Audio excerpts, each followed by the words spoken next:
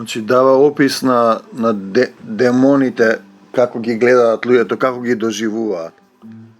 Така да, значи да повториме дека откровение е излеано преку Јован, нели? И првин е благо кога го јадеш, а потоа е горко, тоа е словото кој ќе влезе во тебе кога ќе треба да те исчисти. И таму нема минато, сегашност и иднина.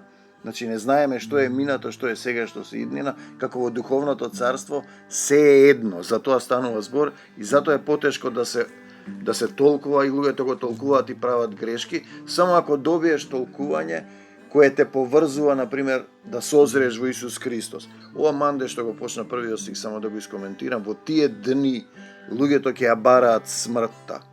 Видите, ние, секој од нас, кои се тие дни, по извесен период доаѓаш ти до тие дни и разбираш дека ти не си од овој свет. Исус вели, јас сум од озгора, вие сте од оздол. Не сме ние од овој свет. Ти знаеш дека телото се полага, си видел блиски умираат, а душата, ние знаеме и духот, нели, заминуваат кај Таткото Небесен. И кога им кажеш на некој што плачете кога човекот заминува, во Светото писмо вели за умрен да тажиме 7 дни. Не сум сретнал други стихови. Па дај Боже да вика да е така, кој знае, а викате Исус Христос воскресна, на вистина воскресна, а не веруваш во тоа. Значи стануваш свесен и луѓето кои ќе созреат по извесен период, телото е уморно, сакаат да умрат. Сум видел јас и блиски роднини, сакам да умрам, ме заборавил Господ, не можам веќе да се мачам. Ги имаме ние тие стихови. И имаме луѓе, апостол Павле сака да умре, но подобро за вас да останам. Јона сака да умре, Илија сака да умре. Да, знае дека вие не може повеќе да умрете, така вели Исус, да се врати во духовното царство. Вика, тие ќе ја бараат смртта.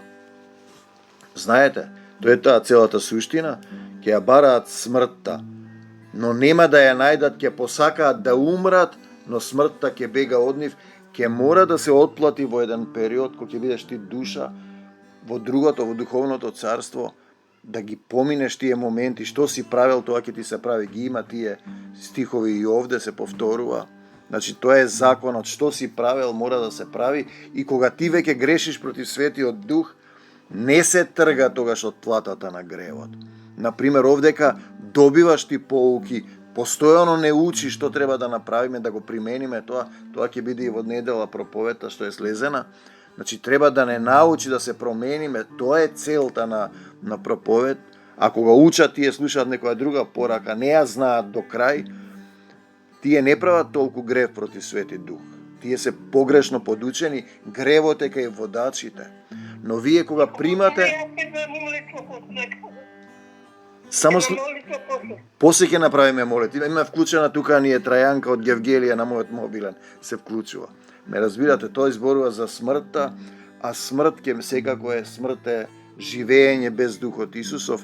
Ти си секако умрен, бидејќи имаш рок на траење, како една конзерва или тегла или салама или било што производ пишува од тогаш до тогаш. И ти кај тебе пишува, само не знаеш ти кога ти почнува и кога завршува. Кога почнува знаеш, си дошол тука, а кога завршува ќе видиш на крајот. И затоа е важно да му се предадеме на Исус, да му дозволиме на Духот да не промени. Христијанство значи промена од претходен човек во Исусов и тоа е таа суштина за која треба да живееме, да размислуваме.